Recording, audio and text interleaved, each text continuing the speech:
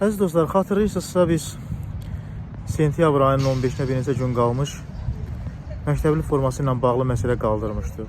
Demişdik ki, məktəbli forması pulsuz olmalıdır. Çünki ölkədə təhsil məcburidir və məcburi təhsil varsa deməli uşaqlar məcburən dərsə getməlidirlər.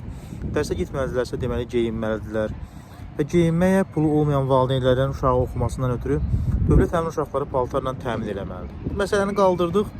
Sonra bildirdik ki, Bakı şəhərində məktəblər elə yerləşib ki, uşaqların məktəbə gedib gəlməsindən ötürü nəqliyyat xərclərinə ehtiyac var. Elə ailələr var ki, onların büdcəsi yoxdur nəqliyyat xərclərini qarşılasın. Nə olmalıdır? Şagirdlərə nəqliyyat xərci pulsuz olmalıdır ki, şagirdlər məktəbə rahat gedib gələ bilsinlər. Əlbəttə, bunu biz hökumətdən gözləmirdik ki, hökumət pulsuz verəcək məktəbli formasını, hökumət kitabları, dəftərləri pulsuz verəcək. Nə bilim, biz gözləmirdik ki, hökumət isti yemək verəcək şagirdlərə. Amma bu vəziyyətin belə məşəqqətli halında nəqliyyatın qiymətini 10 qəpik artırmağını da bu tezliklə gözləmirdi yaxşı.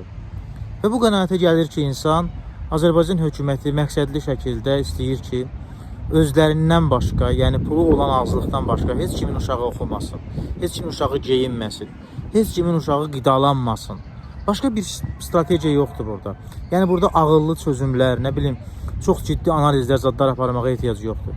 Faktiki olaraq Azərbaycan hökuməti istəyir ki, onlardan başqa heç kimin övladları yeməsin, geyməsin, gəzməsin, oxumasın. Yəni bir qul kütləsi yetişsin ölkədə. Bunların fəhlələri yetişsin ölkədə. Başqa bir məntiq tapmaq mümkün deyil. Başqa bir izah tapmaq mümkün deyil. Çünki başqa bir izahın məntiqin, belə deyək, axtarıb tapsaq da xalqa bunu qəbul etdirə bilmərik. Kör-kör, gör-gör.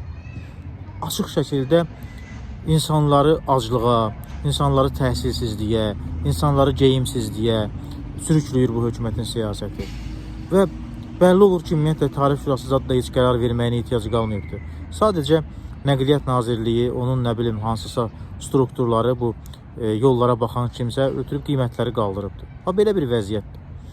Ona görə də övladlarımızın gələcəyinə sahib çıxmalıyıq, onların təhsilinə sahib çıxmalıyıq. Normal qidalanmaları üçün tədbirlər görməliyik. Bu tədbirlərdə nədir?